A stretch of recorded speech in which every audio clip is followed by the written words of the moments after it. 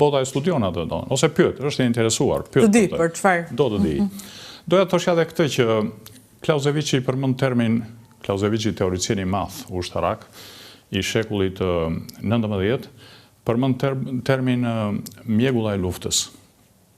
Pra, pavarësisht nga vlerësimet gjeostrategjike, gjeopolitike që mund të bëjnë leadershipi shqiptar atëherë në kohën e luftës ftohtë, ti asnjëherë nuk je i sigurt se ç'mendon dhe ç'plan e ka në dosjet e veta kundërshtari.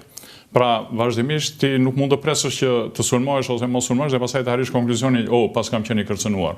Duhen disa masa paraprake. Do doja këtu të sillja vetëm një shembull që ndoshta do të ishte interesant për shikuesin. Kam qenë në një trajnim në Gjenevë në vitin 2004 dhe u organizua për të krijuar atë miqësinë, grupin, atë team building, domethënë u organizua një marshim, një aktivitet shumë i bukur. Ne u ndam në grupe nga 4-5 veta, na dhanë nga një hartë me një itinerar, ishim një 20 veta gjithsejt, dhe do të lëviznim nëpër malet e Zvicrës, na çuan me autobus dhe do thoshim cili ç'është objekti që shikoni në filan pik të itinerarit në hartë, dhe ne do shikonim terren.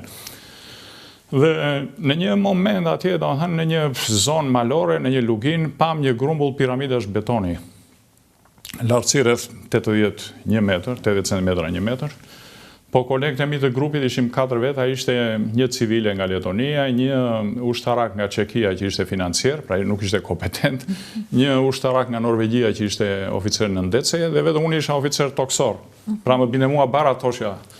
Dhe ne, si tek ajo komedia për atë kungullin që bënin çdo këtë brenda, thoshim çdo janë këto piramidat. I thash unë mund t'jap një mendim, po duket pak si mendim idioti, thash unë. Këto piramida nuk mund të jenë gjë tjetër veç se pengesa kundër tanke. Problemi është, i thash, që këtu nuk kalojnë tanket, pse ishte terren jo aq i përshtatshëm për tanket, terren malor, domethënë me një lugin, me një rrugë atje kështu. Nëse përfundimisht ne shkruajtëm pengesë kundër tanket dhe doli pikërisht kështu.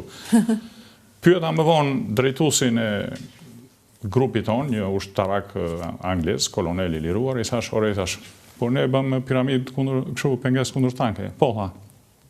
Po atje nuk kalonin tanket, i thash. Si mund të ketë atje pengesë kundër tanke? Më tha mua, po Zvicra ishte obsesuar, tha, nga kjo idea se do sulmoj nga gjitha drejtimet dhe vendoste merrte masa mbrojtje dhe atje ku s'ke nevoja. Tani për Zvicrën, pra Zvicra merrte masa të tilla në një kohë që Zvicra që nga viti 1700 nuk ka bërë luftë. Pra që nga luftimet e Suvorovit nuk ka parë luftë. Mendo Shqipëria që ka qenë shesh betejash vazhdimisht. Dhe edhe në periudhën që unë isha në Gjenevë, ka qenë ato gazermat La Vernay, se e zgjatëm që atje po lidhet me temën, atje rezervistët vinin bënin stërvitje në 2004 me armë, bënin ushtrime. Pra, e kisha fjalën që nuk mendoj se ishte donjshotizëm, sepse situata ishte e tillë eksplozive në atë periudhë. Ne ishim në vijën ndarse të bllokeve. Do me thënë më shumë të ngjarkat jemi Don Kishot tani se sa atëherë? Kjo është një pyetje e vështirë. Asnjëherë kur bëhet fjalë për mbrojtjen, ndoshta nga jam dhe ushtarak me background, nuk mund thuhet që ka egzagerim, ka donkishotizëm, sepse siç e thash, asnjëherë nuk e di se si mund të zhvillohen situatat. Një general amerikan para disa vitesh thoshte që askush nuk e di si do të jetë lufta e ardhshme. Vetëm një gjë është e sigurt, që ajo do të jetë ndryshme nga luftrat që janë zhvilluar deri tani. Pra, situatat mund të zhvillohen kaq shpejt dhe të gjejnë të papërgatitur.